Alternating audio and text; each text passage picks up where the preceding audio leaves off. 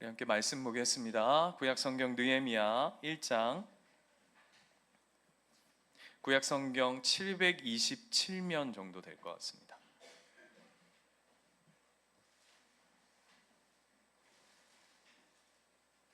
느헤미야 1장 1절에서 11절까지의 말씀입니다.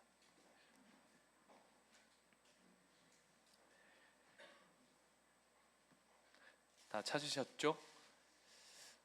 느헤미야 말씀은 1장 1절에서 11절을 제일 많이 봅니다. 그죠? 예. 그 이후 말씀들은 우리가 잘 접하기가 어려운데 그럼에도 불구하고 오늘 이 주시는 말씀에 다시 한번 귀 기울이는 귀한 시간들 되었으면 좋겠습니다. 제가 먼저 읽겠습니다. 하갈의 아들 느헤미야의 말이라. 아닥사스다 왕 제20년 기스르월에 내가 수상궁에 있는데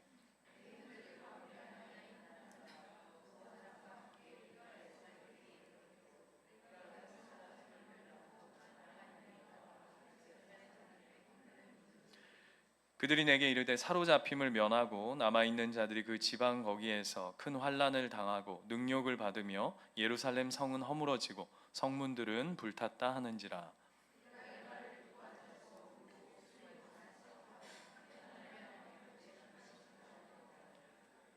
이르되 하나님, 하늘의 하나님 여호와 크고 두려우신 하나님이여, 주를 사랑하고 주의 계명을 지키는 자에게 언약을 지키시며 국류를 베푸시는 주여 간구하나이다.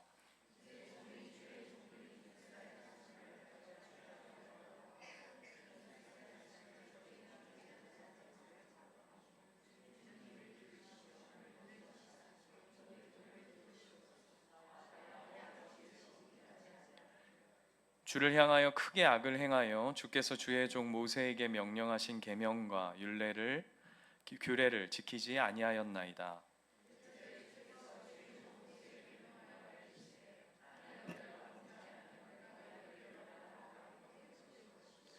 만일 내게로 돌아와 내 계명을 지켜 행하면 너희 쫓긴 자가 하늘 끝에 있을지라도 내가 거기서부터 그들을 모아 내 이름을 두려고 택한 곳에 돌아오게 하리라 하신 말씀을 이제 청한 건대 기억하옵소서.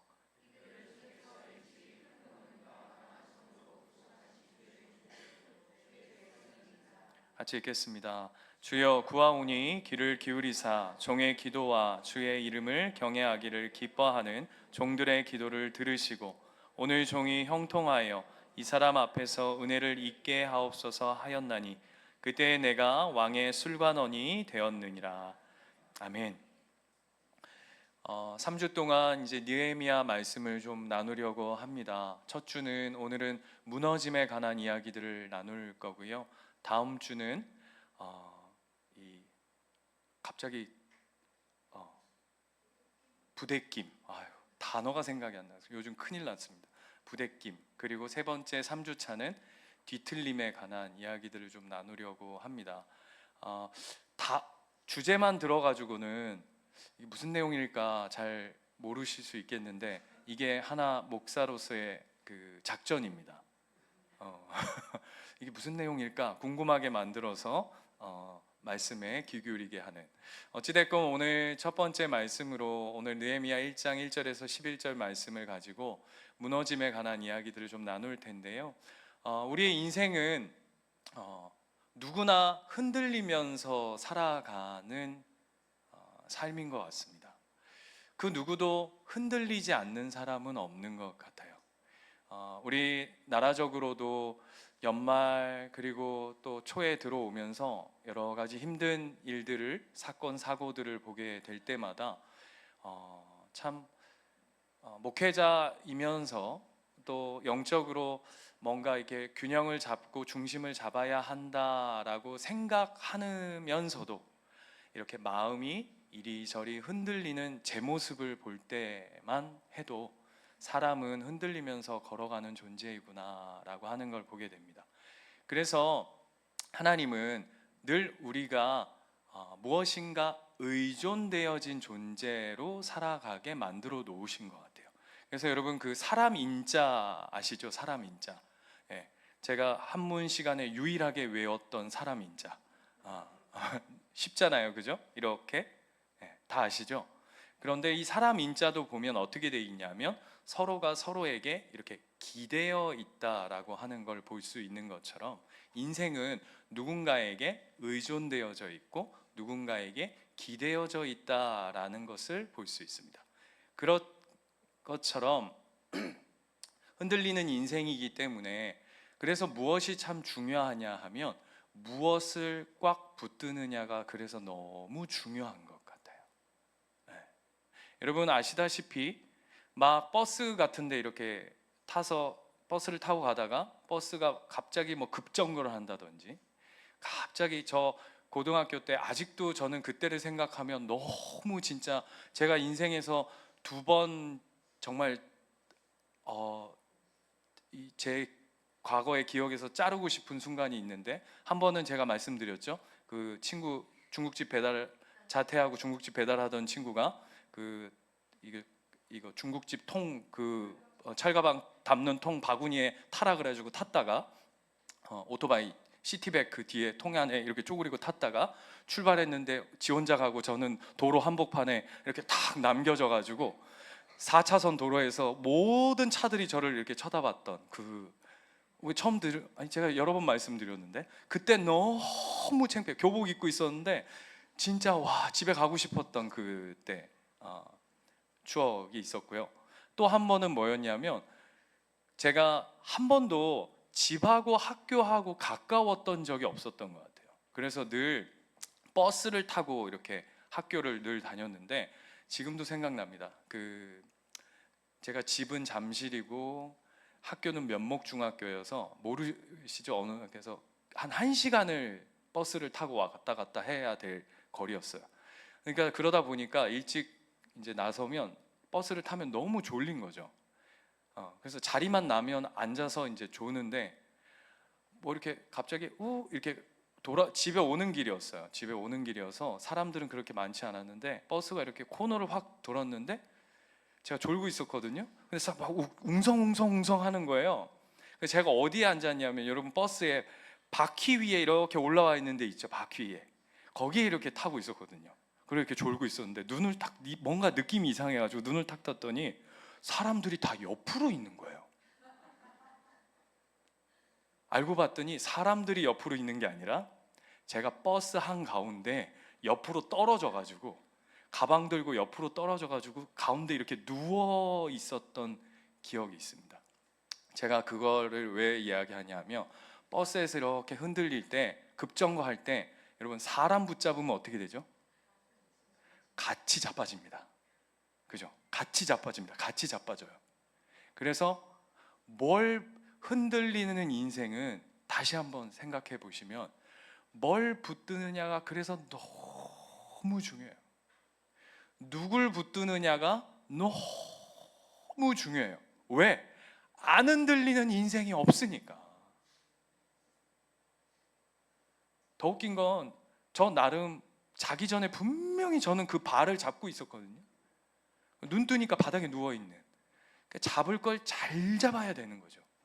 버스도 흔들린다 라는 이 놀라운 진리의 말씀을 머릿속에 집어넣고 오늘 이 느헤미야 말씀으로 한번 들어가 보고 싶습니다.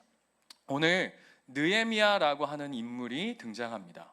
오늘 이 느헤미야를 통해서 우리가 뭘 좀 살펴보려고 하냐 하면 그가 붙든 힘은 무엇인가? 느헤미야라고 하는 이 사람은 뭘 붙들었을까? 뭘 붙들었을까? 라고 하는 걸 우리가 좀 한편 살펴보려고 하는데요. 여러분 느헤미야 성경 앞에가 뭐죠? 예? 여보세요? 앞에가 뭐죠? 에스라입니다. 에스라서하고 느헤미야. 에스라는 목회자입니다. 쉽게 말하면 느헤미야는 우리식으로 하자면 평신도입니다. 그런데 동시대 인물입니다. 그러니까 우리가 한번 생각해 볼 필요가 있어요. 에스라는 목회자고 느헤미야는 평신도로서 우리에게 더 가깝죠. 그러니까 성경이 뭘 이야기하고 싶은 거냐 하면 평신도인 느헤미야가 붙든 힘은 무엇일까라고 하는 걸 우리에게 보여주는 성경이 오늘 느헤미야서인데 성경적 이 느헤미야서가 써진 배경이 있습니다. 여러분 아실지 모르겠지만 이 당시에는 여러분 그 이스라엘을 식민지로 삼았던 5대 강국이 있습니다. 여러분 한번 외워볼까요? 시작. 아수르, 바벨론, 페르시아, 헬라, 로마. 니 혼자 잘났다. 다시요.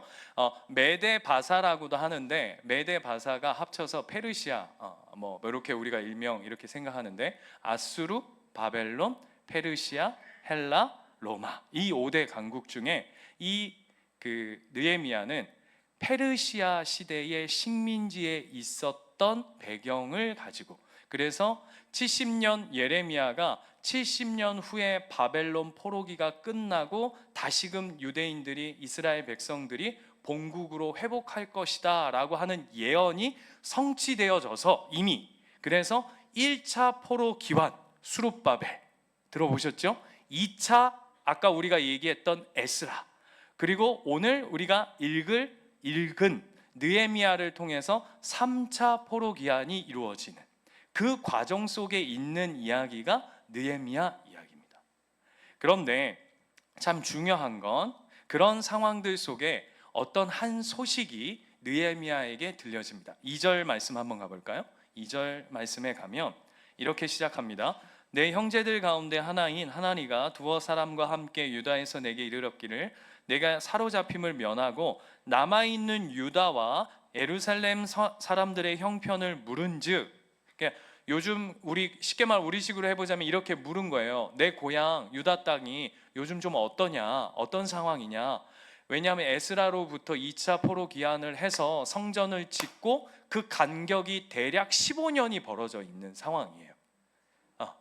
그러니까 역사적으로 어떤 시기 정도인지를 여러분 염두에 두고 성전이 다시금 지어지고 에스라를 통해 쉽게 말하면 목회자가 복귀해가지고 성전이 어느 정도 지어지고 무려 15년이라고 하는 시간이 흘렀을 때 느헤미야가 물은 겁니다. 요즘 그 동네 우리 고향 어때? 이라고 물었더니 4절에 뭐라고 되어 있냐면 3절에 이렇게 되어 있어요. 그들이 내게 이르되 사로잡힘을 면하고 남아있는 자들이 그 지방 거기에서 큰 환난을 당하고 능욕을 받으며 예루살렘 성은 허물어지고 성문들은 불탔다 하는지라 라고 얘기합니다. 그러니까 두 가지가 보고가 오는데 여전히 그 사람들 그 땅에 있는 유대인들의 삶은 너무나도 어렵고 환난을 당하고 고난을 받고 있고 뿐만 아니라 뭐라고요? 성문과 성벽이 허물어지고 폐허가 되어졌다라고 하는 참혹한 소식이 들려옵니다. 예를 들면 이런 겁니다. 제가 고등학교 시절에 그 찬란했던 중고등학교 시절을 마무리하고 이제 고등학교 때부터 신앙생활을 시작하면서 표정들이 너 그러면 그전에는 신앙생활 하지 않았냐? 안 했던 것 같아요. 그냥 교회만 그냥 들락날락 했다가 고등학교 때 시작된 어떻게 보면 저의 모교회죠. 제가 무려 고등학교 1학년 때부터 섬겼던 그 모교회에 제가 이렇게 물은 거예요. 제가 이제 예수님교회 담임으로서 요즘 우리 교회 좀 어떻대? 우리 모교회 좀 어떻대? 제 모교회가 설린교회거든요. 자양동에 있는 설린교회. 예입니다. 진짜 그렇다는 얘기를 하는 게 아니라 제가 지금 친구들도 여전히 모교회에 있는 친구들이 있거든요.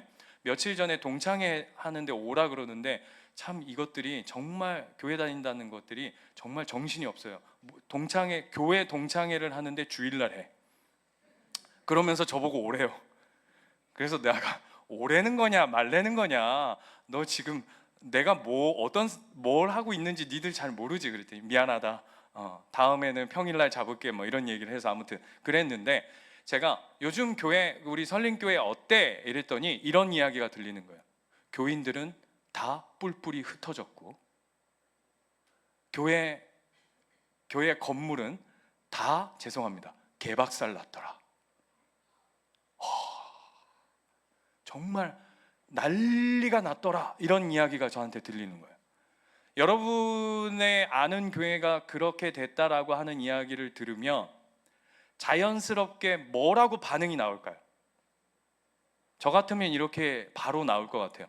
왜? 그 교회 목사님 계셨던 목사님이 사고 쳤어? 이렇게 여보세요? 뭐 이런 반응들이 나오지 않겠습니까? 뭐 어떤 사건 사고들이 있었어? 뭐 교회에 어떤 뭐 문제가 있었어? 뭐 목사님이 뭐 이렇게 뭐 칠계를 범했어? 아니면 뭐 어려운 일이 있었어? 아니면 뭐 이단들이 와서 교회를 막 무너뜨렸어? 뭐 이런 이야기들이 있지 않겠습니까? 그렇죠? 느헤미야가 그 이야기를 딱 듣자마자 느헤미야는 바로 이렇게 반응합니다. 6절로 가볼까요? 6절로 가면 이렇게 돼 있어요. 이제 주의 종들인 이스라엘 자손을 위하여 주야로 기도하오며 우리 이스라엘 자손이 주께 범죄한 죄들을 자복하오니 주는 귀를 기울이시며 눈을 여시사 종의 기도를 들으시옵소서. 나와 내 아버지 집이 범죄하여 주를 향하여 크게 악을 행하여 주께서 주의 종 모세에게 명령하신 계명과 율례와 규례를 지키지 아니하였나이다 라고 이렇게 이야기해요. 이게 무슨 얘기냐 하면 내 고향, 내 유대 땅이 폐허가 되고 성벽이 무너지고 성들은 다 깨뜨려져 있더라 라고 하는 그 이야기를 느헤미야가 듣자 그것이 예를 들면 어떤 목회자의 문제야? 아니면 무슨 역사적인 어떤 사건 사고가 있었어? 이렇게 되묻는 게 아니라 느헤미야는 바로 그 상황과 상태에 대해서 그 무엇이 문제인지를 정확히 간파합니다. 그게 뭡니까? 범죄하였다라고 하는 거죠. 누구예요? 예? 그 땅의 유대인들이요? 네. 예를 들게요. 제 모교에 있는 성도들이 범죄해서 그 교회가 무너졌다? 느헤미야가 에이그 그거 봐라 신앙생활 똑바로 하지 끌끌끌 혀를 딱딱딱 차는 게 아니라 느헤미야가 그 소식을 듣자 유대 땅에 예루살렘 성전과 예루살렘 성과 성벽과 성문이 불탔다는 이야기를 듣자마자 느헤미야가 바로 뭐라고 캐치하냐 하면 이것은 우리의 범죄 때문이다 라고 이야기해요. 왜냐하면 하나님이 이스라엘 백성이 태동되어지는 그 순간부터 여러분 우리가 이스라엘 백성이 태동되어지는 그 순간을 지금 출애굽기 말씀을 통해서 우리가 지금 추적해 가고 있죠. 출애굽해서 그 이스라엘이라고 하는 야곱이라고 하는 한 가문이 이스라엘이라고 하는 한 나라가 되어서 그 나라의 주인이 바로 하나님 되신 그 순간부터 하나님의 아버지 되신 그 순간부터 하나님이 끊임없이 무한 반복하시면서 가르치시고 말씀하신 명령이 있으셨어요. 그게 뭐였죠? 네? 귀에 못이 박히고 딱지가 않도록 하나님이 계속 이스라엘 백성에게 계속 말씀하셨다. 그렇죠. 그냥 단순합니다. 나를 떠나면 망한다. 나를 떠나면 죽는다. 나를 떠나면 모든 것이 무너질 것이다 라고 수없이 이야기하셨습니다. 그게 대표적인 이야기가 어디에 있냐면 여러분 사사기 말씀 잘 아시죠? 사사기 말씀은 400년 대충 430년의 역사를 기술한 것을 사사기 시대라고 보거든요. 무려 430년 동안 그 영적인 패턴이 계속 반복되어집니다. 그게 뭐냐 하면 신앙생활을 합니다. 신앙생활을 하다가 타락을 합니다. 그랬더니 하나님이 어떻게 하냐면 이방 나라를 보내서 그 이스라엘 백성을 이방한테 넘겨서 죄송해요. 그냥 이해를 돕기 위함입니다. 후드로 팹니다. 그러면 이스라엘 백성이 어떻게 하죠? 회개라고 하면 너무 거창합니다. 회개하지 않죠. 뭐라고 하죠? 하나님 살려주세요. 내가 잘못했습니다. 살려주세요. 막 웁니다. 그러면 하나님이 그 모습을 이렇게 보고 계시다가 마음이 너무 내 새끼가 또 잘못했다고 하고 우니까 마음이 쓰여가지고 하나님 어떻게 하시죠? 사사를 보내십니다. 그러면 또 평안이 쭉 옵니다. 그러다가 좀 살만하니까 또 타락합니다. 또 이방한테 넘겨갑니다. 또 살려주이소. 그래서 430년을 뭐 하는지 아세요? 이것만 430년을 죽었다 살렸다 죽었다 살렸다 죽었다 살렸다 이거를 계속합니다. 그 430년 역사 속에서 하나님이 이스라엘 백성, 아니요, 하나님의 백성에게 딱 한 가지 얘기하는 거잖아요. 딱 한 가지. 뭐예요? 나 떠나지 마라. 나 떠나지 마라. 내 백성은 나를 떠나는 그 순간 망하는 것이고 힘들어지는 것이고 너희는 나를 떠나서 살 수 없노라 라고 하는 걸 무한반복. 그런데 오늘 어떻게 돼 있냐면 지금의 성전과 성벽이 어떻게 돼 있죠? 폐허가 돼 있다라고 하는 건 거꾸로 뭘 이야기하고 싶은 거냐면 이스라엘 백성이 하나님을 어떻게 했다고요? 떠나버린 결과물인 거죠.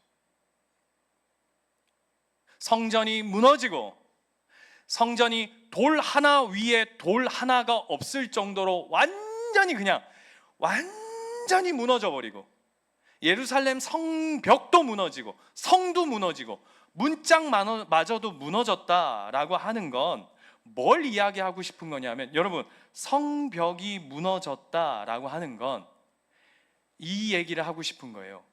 너의 보호막. 성벽이 뭡니까? 어떤 한 도시에 성이 있는데 그 성벽이라는 건 보호장치 아닙니까? 보호장치. 그죠?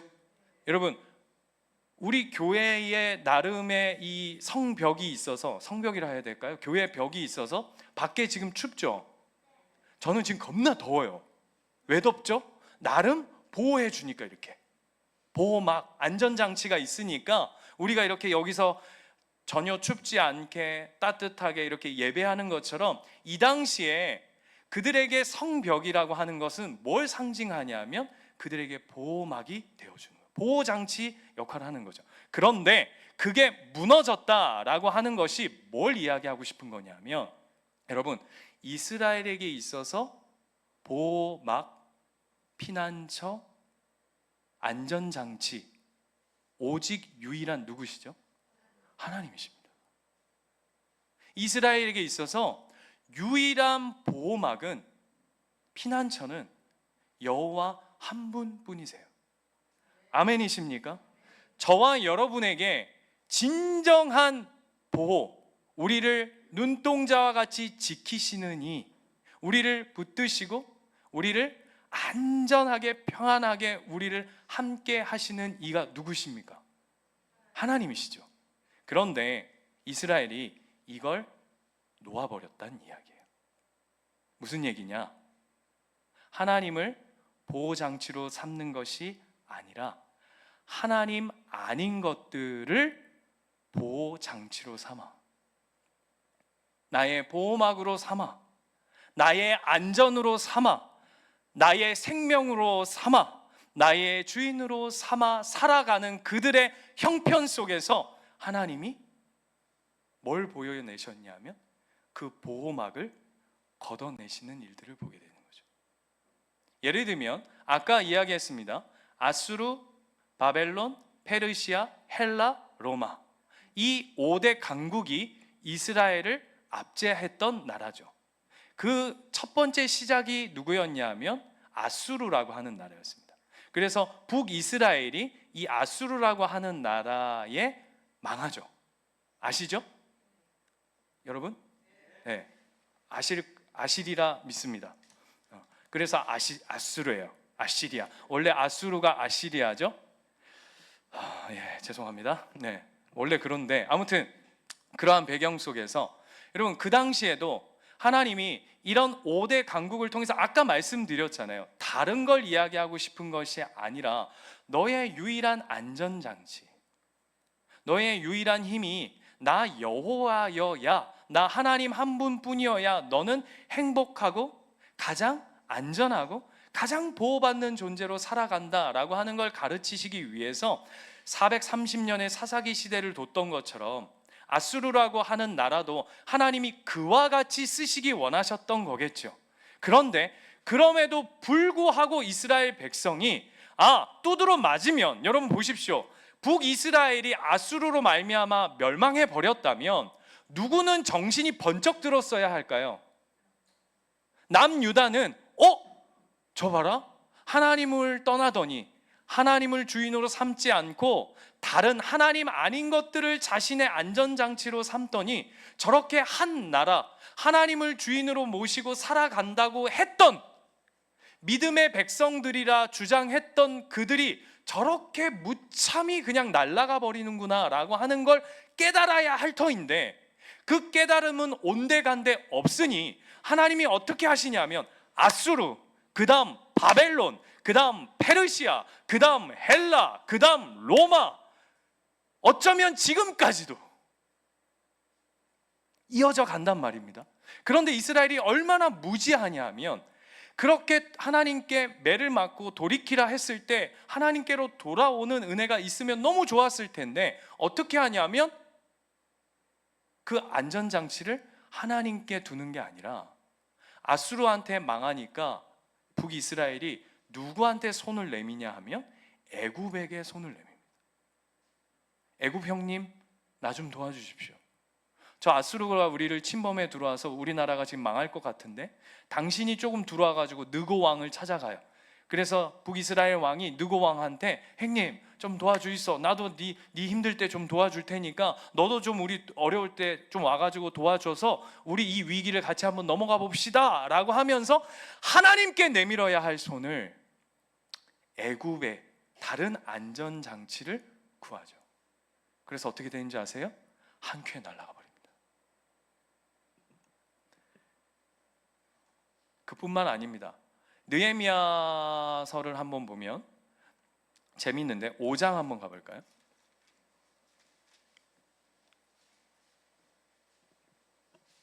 이스라엘 백성들이 어떤 삶을 살고 있는지 그 모습을 아주 구체적으로 보여주는 대목이 있는데 1절에 보시면 이게 이제 유대 땅에, 느헤미야가 유대 땅에 돌아가서 그들의 삶을 지켜본 내용입니다. 그들의 삶이 어떠한가 봤더니 그때 백성들이 그들의 아내와 함께 크게 부르짖어 그들의 형제인 유다 사람들을 원망하는데, 어떤 사람은 말하기를 우리와 우리 자녀가 많으니 양식을 얻어먹고 살아야 하겠다 하고, 이게 무슨 얘기인지 좀 이따 제가 설명드릴게요. 잘 들어보세요. 우리가 자녀가 많으니까 우리가 양식을 얻어먹고 살아야겠다 하고, 어떤 사람은 말하기를 우리가 밭과 포도원과 집이라도 저당 잡히고 이 흉년에 곡식을 얻자 하고, 어떤 사람은 말하기를 우리는 밭과 포도원으로 돈을 빚내어 왕에게 세금을 바쳤도다. 우리 육체도 우리의 형제의 육체와 같고 우리 자녀도 그들의 자녀와 같거늘 이제 우리 자녀를 종으로 파는도다. 우리 딸 중에 벌써 종된 자가 있고 우리 밭과 포도원이 이미 남의 것이 되었으나 우리에게는 아무런 힘이 없도다 하더라. 이게 무슨 얘기인지 제가 한마디로 얘기할게요. 느헤미야가 유대 땅에 돌아갔더니 어떤 사람들이 있는데 완전 빈부격차가 어마어마하게 벌어져 버린 거예요. 그래서 가난한 사람들이 나와서 뭐라고 얘기하냐면 우리 자녀들을 위해서 먹고 살아야 되는데 먹고 살 것이 없어서 어떤 일을 벌이고 있냐면 자녀를 팔아버리는 거예요. 누구한테? 유대 땅에 그나마 잘 살고 있는 사람들에게 내 자녀를 팔아가지고 그 사람들로부터 돈을 받아서 먹고 사는 형태가 지금 나오고 있는 거죠. 그뿐만 아니에요. 원래 이스라엘 백성은 자기 땅 위의 것을, 남의 것을 사거나 팔 수 없습니다. 아십니까? 그죠? 그래서 뭐가 있죠? 희년이라고 하는 게 있어요. 그래서 50년이 지나면 재산을 원래 주인에게 되돌려주는. 그래서 이 모든 이 땅의 것이, 저는 진짜 이 땅이, 이 희년이 너무 필요하다고 생각해요. 아파트가 이렇게 많은데 그런 생각 안 해보셨어요? 아파트가 이렇게 많은데 누구는 막 뉴스 보니까 무슨 백몇 채 뭐 이렇게 가지고 있고, 이 땅이 죄송합니다, 지 겁니까? 이 땅의 주인이 저분이시거늘 왜 인간이 이 땅의 주인이 돼가지고 거기에다가 지들이 점수를 매기고 액수를 매겨가지고 사고 팔고 하는지 저는 도무지 이거 이해를 못하겠어요. 물론 저 나라 가면 우리가 이제 이 고민 안 할 겁니다. 아멘.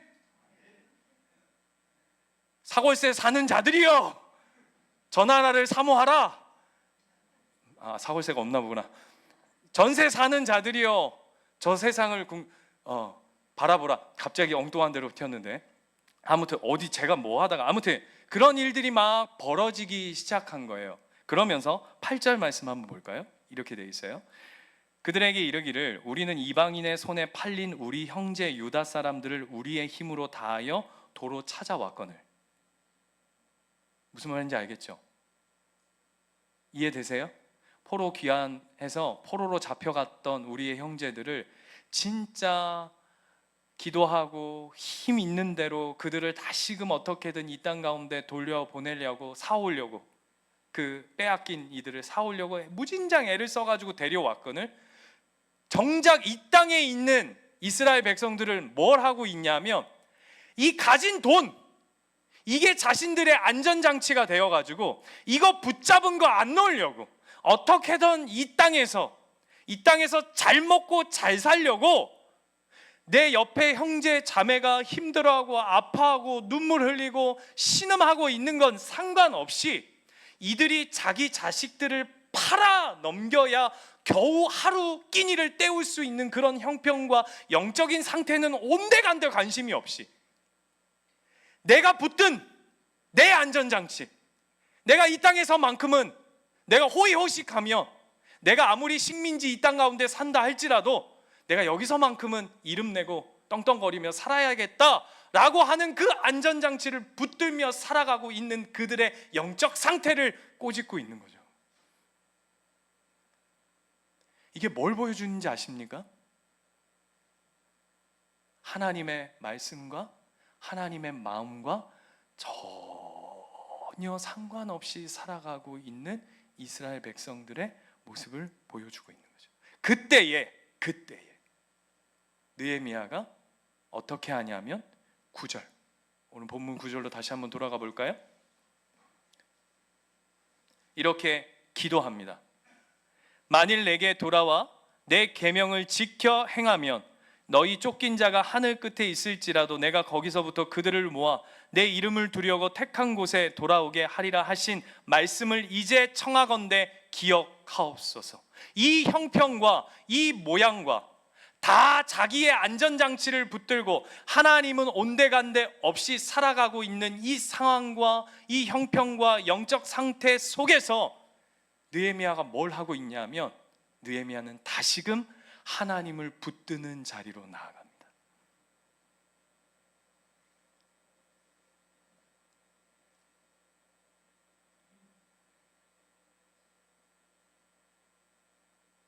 뭐라고 하면서요?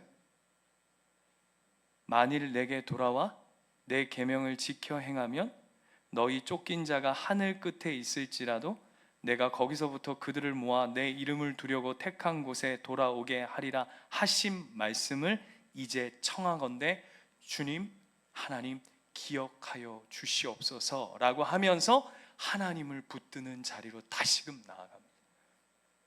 그런데 하나님은 이 느헤미야가 하나님을 붙드는 것 앞에 먼저 선행되어져야 할 것들을 우리에게 가르쳐 주십니다. 내 앞에 나와 하나님 내가 회개합니다. 내가 하나님 아닌 것들 붙들고 살아왔는데 이제 다시금 하나님을 붙드는 자리로 나아가겠습니다 라고 느헤미야가 고백하자 하나님이 그런데 얘야 그것보다 먼저 할 일이 있다. 하나님이 다른 작업을 먼저 하세요. 그게 뭘까요?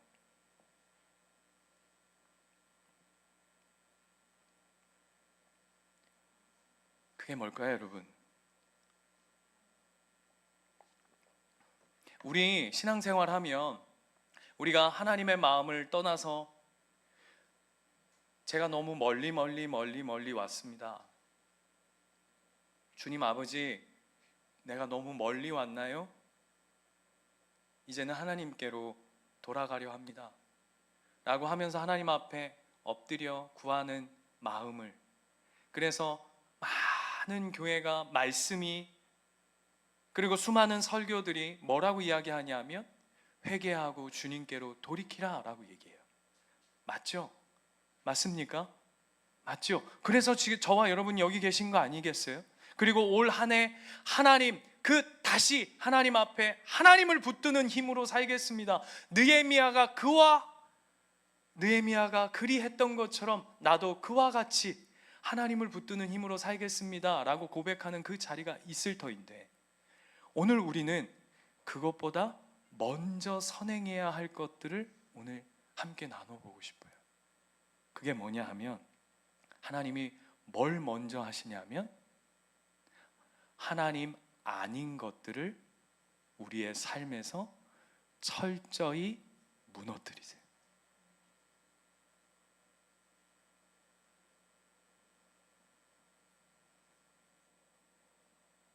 하나님이요, 하나님 아닌 것들을 철저히 깨트리게 하세요.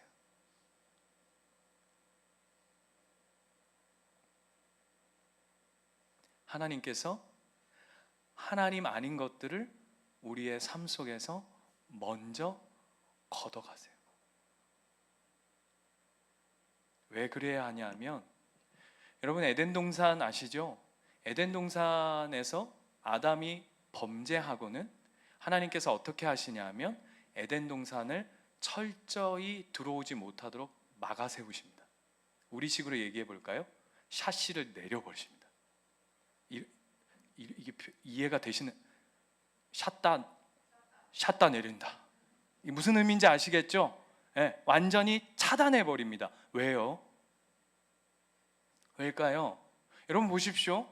에덴 동산은 아담의 범죄 이후에도 아마 여전히 아름다운 파라다이스였을 거예요.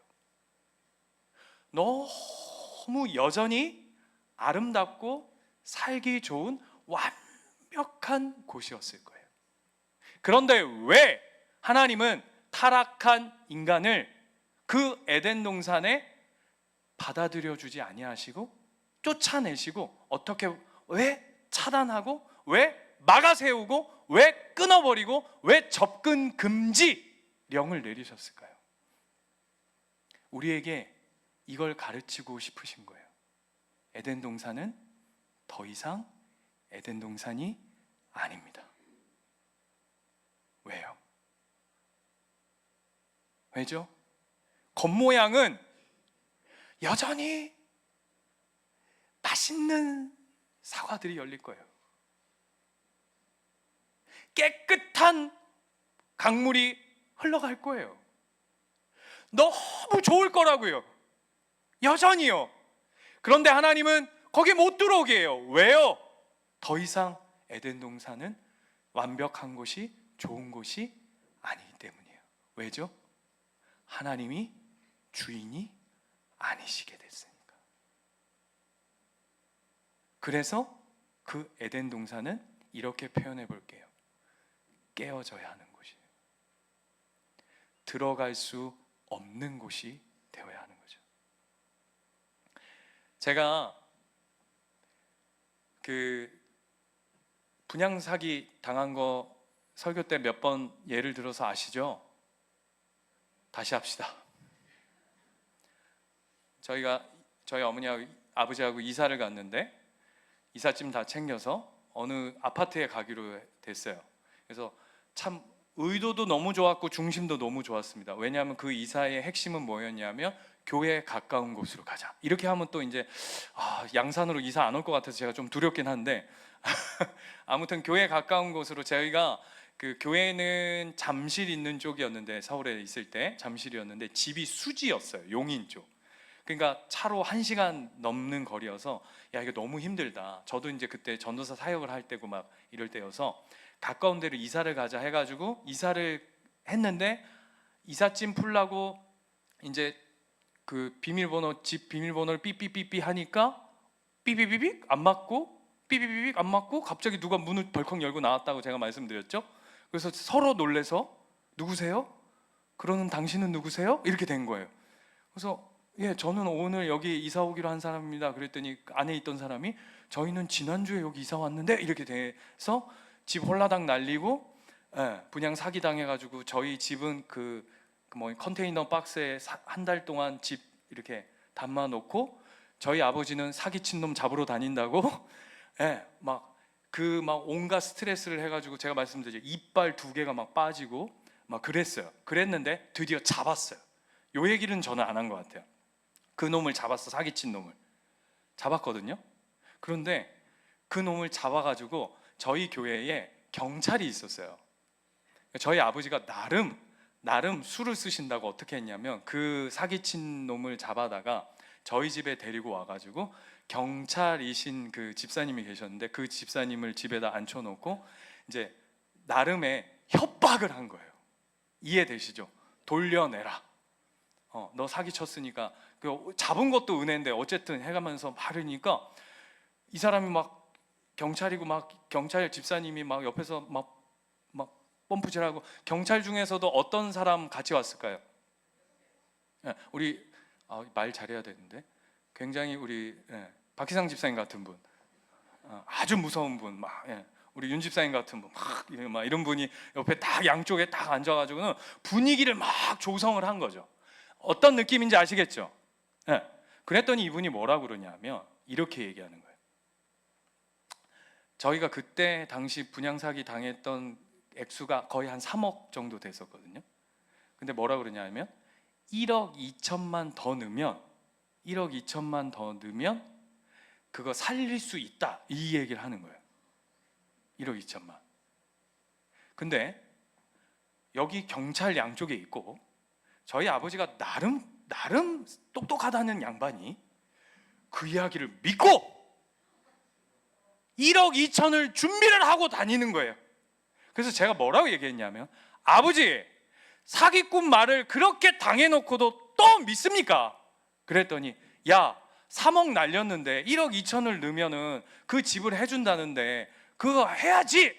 그럼 너 집 없이 살래? 그래서 제가 뭐라 그랬냐면 아버지 그 마음 때문에 지금 말려 들어가는 거예요. 그랬는데 그나마 너무 감사한 게 저희가 1억 2천을 넣기 전에 다른 사람이 그런 똑같은 케이스로 7천을 넣었다가 그것마저도 홀라당 해가지고 이 사람이 완전히 튀어서 깜빵이 들어가 버렸어요.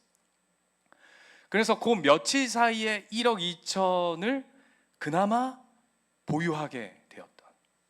이걸 은혜라고 해야 되나요? 제가 그 사건을 경험하면서 제가 뭘 깨달았냐면 사람은 끝이 나야 끝이 난다.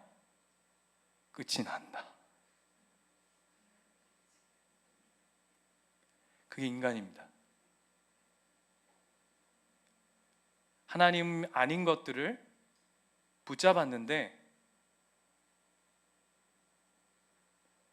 혼난다고 놓는 척 하는데 안 놓더라고요. 하나님 붙드는 척 하는데 안 붙들어요.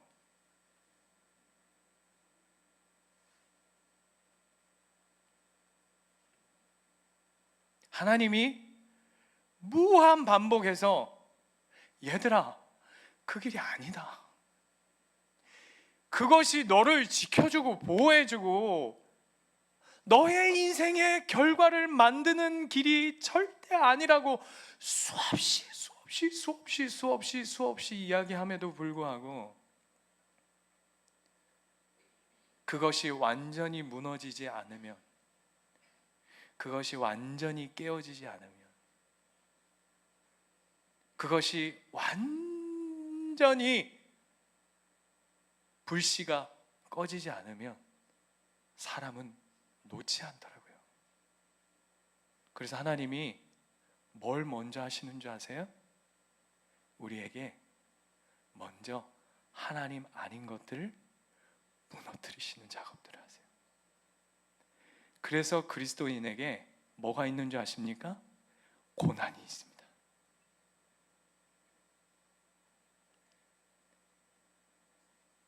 여러분의 삶을 조금만 옆으로 돌려보십시오. 무너지는 이야기들 아닙니까?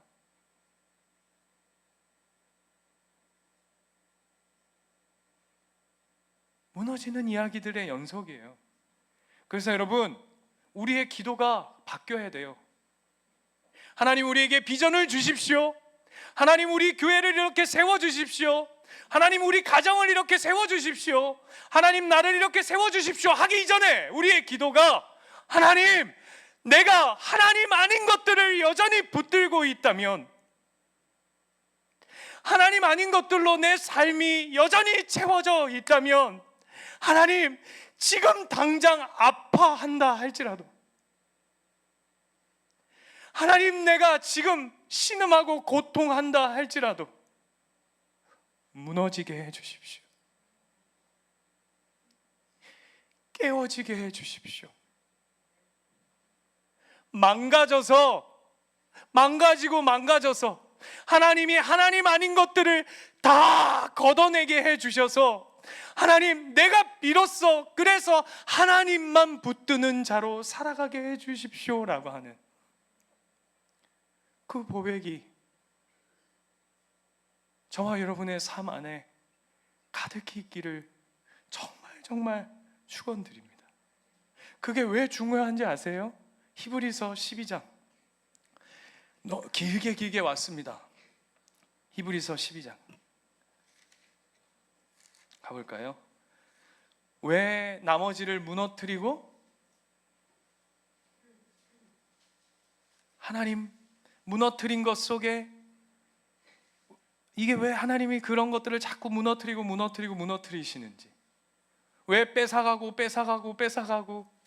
허물어뜨리고 깨뜨리고 낮아지게 하시는지 12장 26절 같이 한번 읽겠습니다. 시작.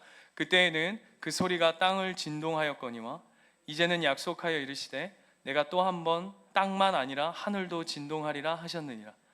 이 또 한 번이라 하심은 진동하지 아니한 것을 영존하게 하기 위하여 진동한 것들 곧 만드신 것들이 변동될 것을 나타내심이라. 무슨 말인지 하나도 모르겠는데 한마디로 정리하자면 이런 겁니다. 이 땅의 것들은 하나님이 한 번 흔들면 다 무너질 것들이라는 거예요. 이 땅의 것들은 하나님이 한 번 하나님의 영광을 가지고 그냥 쿵 하면 그냥 다 사라져버릴 것들이라는 거예요. 그런데 그런 것들은 하나님이 다 무너지게 할 터인데, 유일하게 그런 것들이 다 무너지고 하나님이 그 무너진 것들을, 우리의 무너질 것들을 쓸어 담으시고 걷어가시는 이유가 뭐냐 하면, 읽어볼까요? 28절 같이 읽겠습니다. 시작. 그러므로 우리가 흔들리지 않는 나라를 받았은즉. 뭐라고요? 흔들리지 않는 나라를 받았은즉. 무엇만 안 흔들리는지 아세요? 무엇만 안 무너지는지 아세요? 오직 하나님 나라만 무너지지 않습니다. 오직 하나님 나라는 흔들리지 아니하는 줄 믿습니다. 그래서 하나님이 그 흔들리지 않는 나라, 그 무너지지 않는 나라를 붙들어야 네가 산다. 버스에서 버스 붙잡는다고 사는 게 아니라, 비행기에서 비행기가 흔들린다고 비행기를 붙잡는다고 사는 게 아니라, 흔들리지 않는 나라, 무너지지 않는 하나님 나라를 붙들 때에 그것이 우리가 사는 길이라고. 그래서 여러분, 우리 주변을 들여다보면 다 무너지는 이야기들이에요. 요즘 너무 두렵고, 이러다 그냥 망하는 거 아닐까?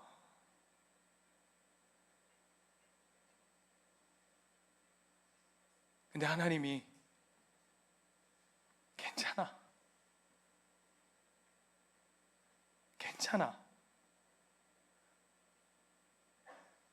너 이 땅에 오는 그 순간부터 흔들리면서 온 존재잖아.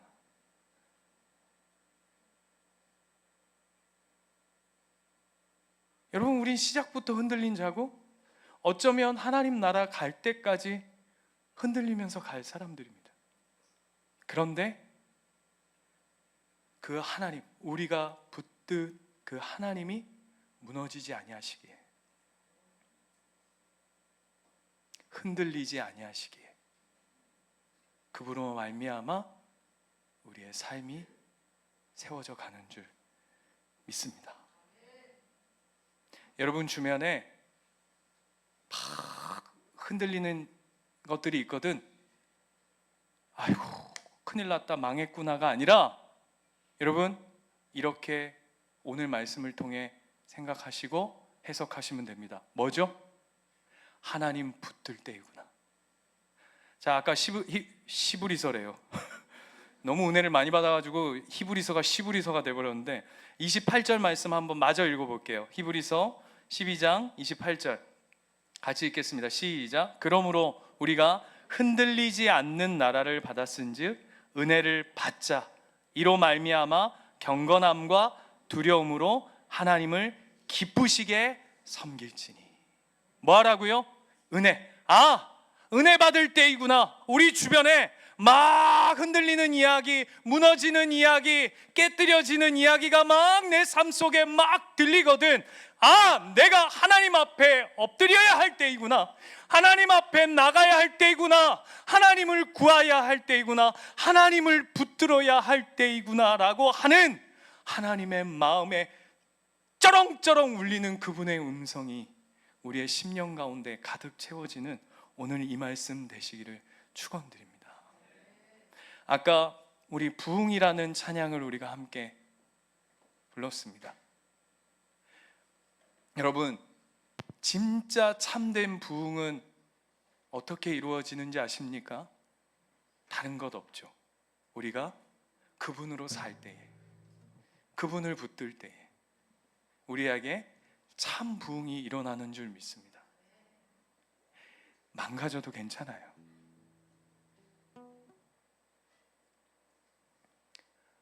망가져도 괜찮아요. 하나님 나라가 망가지지 않기 때문에. 반주해 주세요.